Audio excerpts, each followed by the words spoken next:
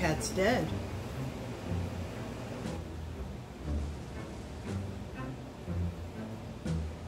Details later. Stick around.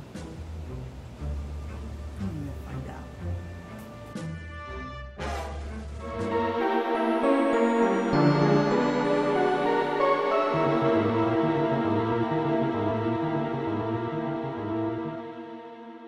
Welcome to Horror Movies and Beyond, a show about reviewing horror movies for a living to understand the dead. And I'm your host, Ivotres Littles, and in today's video we will talk about H.P. Lovecraft's Re-Animator, released in 1985, and it's loosely based on a 1922 short story version of Herbert West's Re-Animator.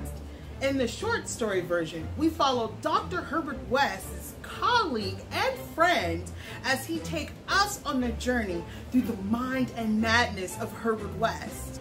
But before we get into that review, let's talk about a little bit about the author. He was born August 20th, 1890, and spent most of his life in New England.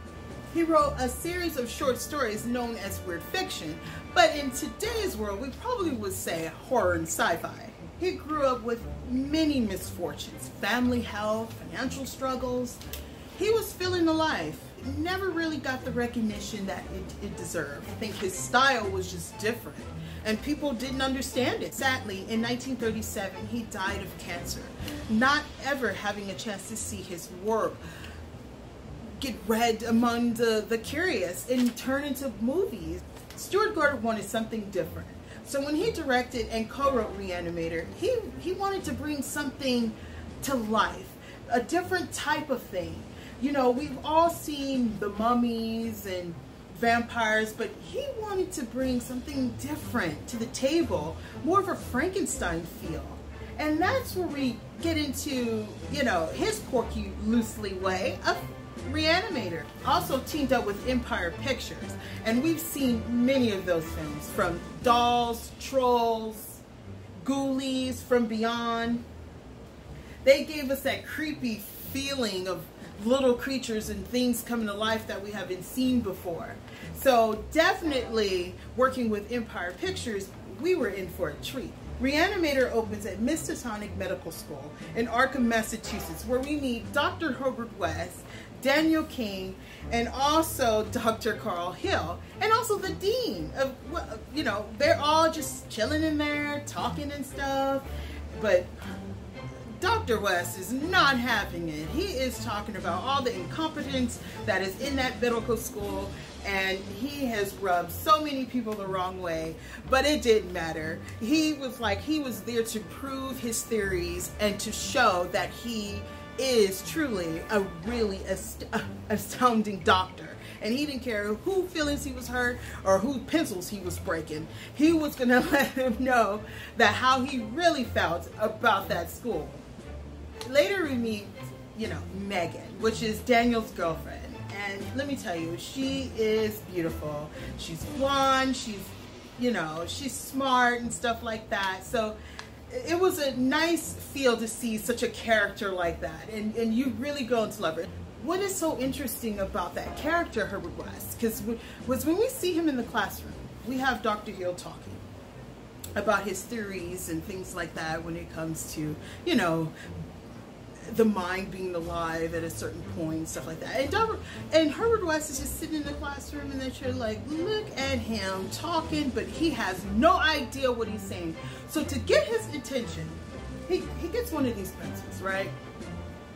And then you can see behind him, you can see Daniel behind him like, oh no, he got him a pencil now. What he finna do? So he just like, yeah, you keep talking. And then he snaps it to get his attention. He did not care. He was like, no, we don't need to hear what you're saying because obviously you do not know what you're talking about. Just shut up. We're done with this. So after Dr. Hill talks, and Dr. Herbert West is like, you have no idea what you're saying. You are closing off the mind of these students. And Dr. Hill's like, I don't want to hear nothing about it. I'm a doctor. I know what I'm talking about. Get out. So Herbert West is like, oh, I'll show you what I'm talking about. I'll really show you. So it just moves on from there. And obviously, he moves in with Daniel.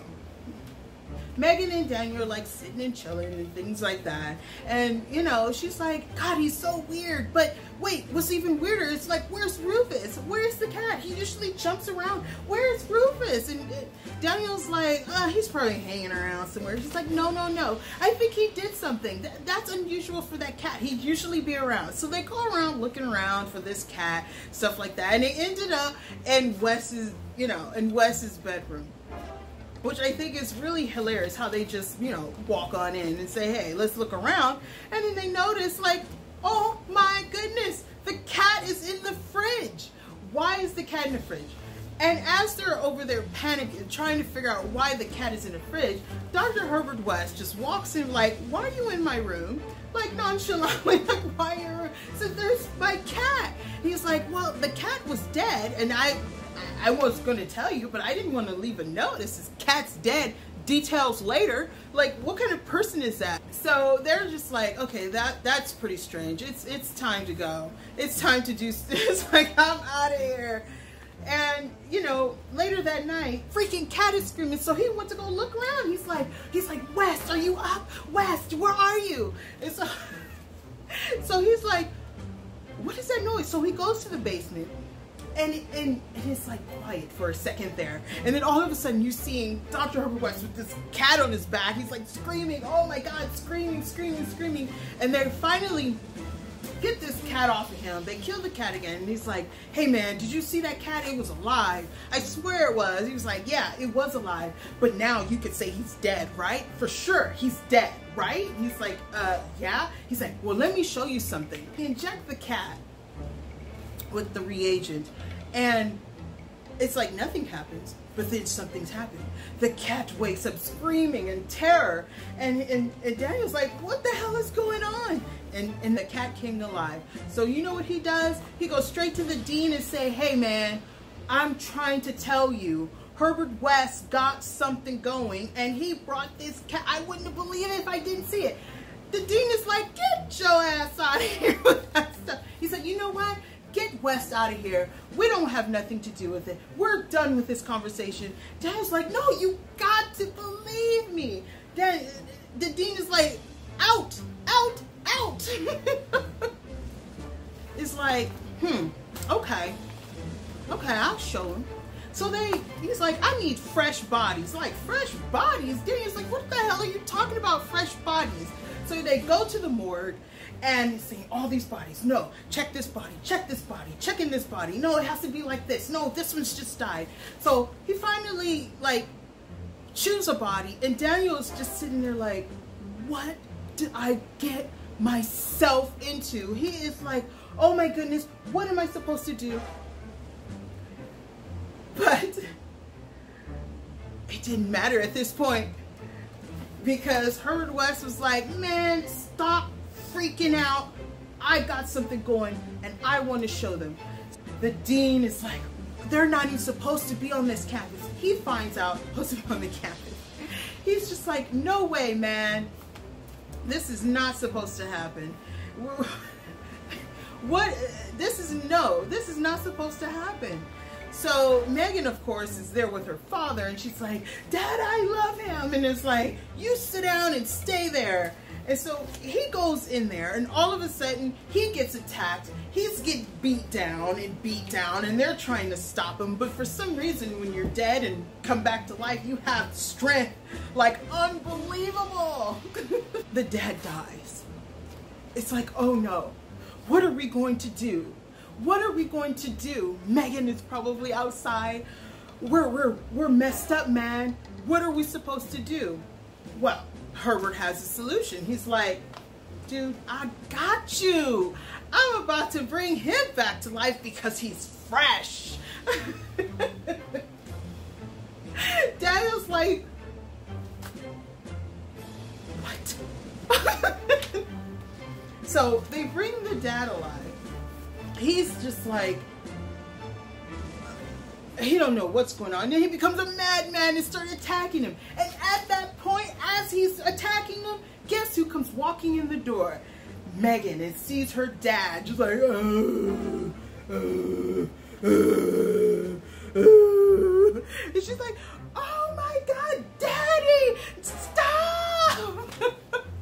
It's really interesting that even though all this happened, Dr. Carl Hill is fascinated by Wes's work. He wants to know more. So he sees fresh bodies. He doesn't see anything else but fresh. The fresher, the better. And he believes that the reagent needs fresh blood cells, fresh everything, fresh organs. Whatever is fresh, he needs it to bring back the body. So he brings, he injects Dr. Carl Hill after he's like decapitated and whatever. So his head is in the pan. They bring him back, and you know what's really hilarious? As he's like sitting in the pan, he's like tapping him with a pencil. Like, yeah, I still got it. And surprisingly, he wakes up. But to get to revenge, it's like, okay, we're going to keep this going. We're going to keep this going. So I'm going to steal your reagents. And I'm going to steal Megan. And there's nothing you could do about it. So he destroys the place, steals the stuff, kidnaps Megan, because he always had the hots for Megan. He really did. Even as a dead man, he still had the hots for Megan. He was like, girl, I'm about to show you some good head. And that's all he was. Was a head. And he didn't even care. So as long as he was getting Megan, he was getting her. And then Daniel and Herbert West are like, okay, Daniel in his mind, I gotta save my girlfriend.